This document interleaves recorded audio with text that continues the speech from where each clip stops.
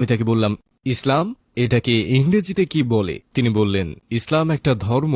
আমি বললাম, ও, আমি এটা জানতাম না। তিনি আমাকে দাওয়াত দিলেন, বুঝিয়ে বললেন ইসলাম কি, আর আমরা দীর্ঘক্ষণ কথা বললাম। আর একদিন তিনি একটা বই আনলেন, যেটা একটা তোয়ালেতে মোড়ানো ছিল। তিনি বললেন, তিনি কিছুটা কঠোরভাবে বললেন, শোনেন, আমি আপনাকে একটা বই দেব, কিন্তু এটাকে অবশ্যই পরিষ্কার রাখতে হবে আর অসম্মান করা যাবে না, এটাকে মাটিতে ফেলা যাবে না, ঠিক আছে? আপনি কি কথা দিচ্ছেন? আমি আপনাকে একটা বই দেব। আমি বললাম, অবশ্যই ওমর, কিন্তু কি বই? তিনি বইটা খুললেন, এটা একটা নীল কোরআন ছিল, সোনালী হরফে লেখা, আর তিনি বললেন, এটা আমার পক্ষ থেকে আপনার জন্য উপহার, এখন থেকে এটা আপনার কোরআন। আমি মুড়িয়ে নিলাম আর বললাম, ধন্যবাদ ওমর, আপনাকে অনেক ধন্যবাদ। আমি আমার সেলে ফিরে এলাম আর বইটা খুললাম। সবার আগে আমি যেটা করলাম, আমি সূচিপত্র দেখলাম। আমি কিছু নাম খুঁজতে থাকলাম। মূসা, ঈসা, ইব্রাহিম, ইসাক, ইউসুফ, ইয়াকুব, সব নামই ছিল। আর আমার প্রথম ধারণা ছিল, ওহ ঈশ্বর, এটা তো ঠিক বাইবেলের মতো। আর বাইবেলের মতো এটাও সত্য নয়, এতে অবশ্যই বিরোধ থাকবে, এটা তো সেই ব্যক্তির কথাই বলছে। ওহ, এটা ওমর যা বলছিল তা তো ভালো লাগছিল, কিন্তু এখন জানি না।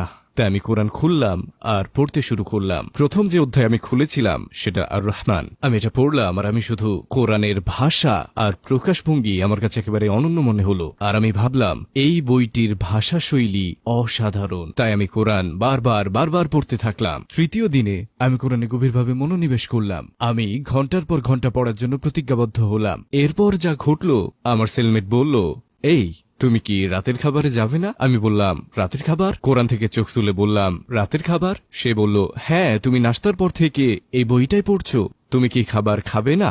আমি বললাম, হ্যাঁ, খাওয়া তো উচিত। আমি কোরআন বন্ধ করলাম আর খেতে গেলাম আর ভাবলাম, ও, আমি সত্যি এই বইটাতে ডুবে গেছি। কেন? এটা খ্রিস্ট ধর্ম নয়, কিন্তু এটা একই ধরনের কথা বলছে। এখানে কি হচ্ছে?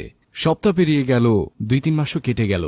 ওমর আমার কাছে এসে বলল, শোনেন, যদি আপনাকে জুমার দাওয়াত দিই কেমন হয়? বললাম, ওমর, জুমা? আমি জানি না আপনি কি বলছেন। হ্যাঁ, জুমা। আপনি তো রবিবারের প্রার্থনা জানেন, মুসলিমদের জন্য এটা শুক্রবারে। আপনি আসতে চান? আমি বললাম, অবশ্যই, তবে আমাকে ঘুড়ি ওড়াতে হবে, যার মানে কমান্ডিং অফিসারের থেকে অনুমতি নেওয়া এখানে অংশগ্রহণের জন্য। তাই আমি একটা নোট লিখলাম, আমি জুমার নামাজে অংশ নিতে চাই। আমার অনুরোধের কয়েক ঘন্টার মধ্যেই জুমার নামাজে যাওয়ার বিষয়ে সিও আমাকে ব্যক্তিগতভাবে ডাক দিলেন। আমি বললাম, ঠিক আছে, বিষয়টা কি? আমি সিওর অফিসে ঢুকলাম আর তিনি আমার আবেদনপত্র তুলে ধরলেন। এটা কি আপনি কি অনুরোধ করেছেন? আমি দেখলাম আর বললাম, হ্যাঁ, একদমই। আপনি কি কৃষ্ণাঙ্গদের সাথে জুমাই যেতে চান? আমি বললাম, হোক তারা কালো, হিস্পানিক, এশিয়ান। হ্যাঁ, আমি দেখতে চাই তারা কি করে, তাদের পদ্ধতি, তারা কিভাবে ইবাদত করে। হ্যাঁ, আমার কাছে এটা অস্বাভাবিক লাগেনি যে আমার সেখানে যে অন্য সংস্কৃতি আর মানুষদের জানার ইচ্ছে ছিল। সে বলল, শুনুন, আমি